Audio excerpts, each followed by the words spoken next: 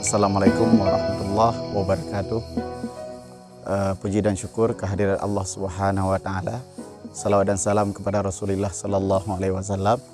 Para hadirin, para kader dakwah sekalian, saat ini kita sedang berada di Lunggayo Indah yang merupakan tempat untuk kegiatan outbound kita dalam merangkul pemuda-pemuda untuk menjadi pemuda yang lebih baik, untuk melakukan perbaikan dan kebaikan demi kebaikan generasi yang akan datang.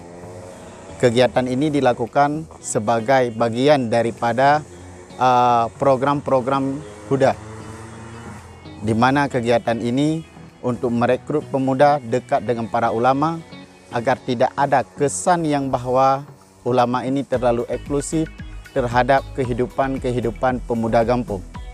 Dan ini bagian daripada kepedulian para ulama kita, para ulama Aceh terhadap perbaikan generasi yang akan datang, khususnya yaitu di kalangan para pemuda.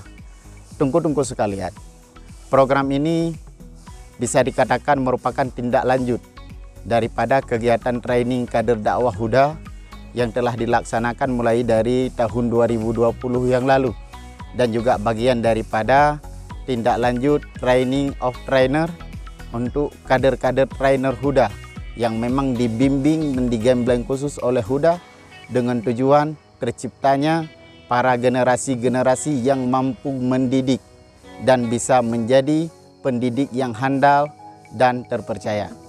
Terima kasih tunggu-tunggu sekalian.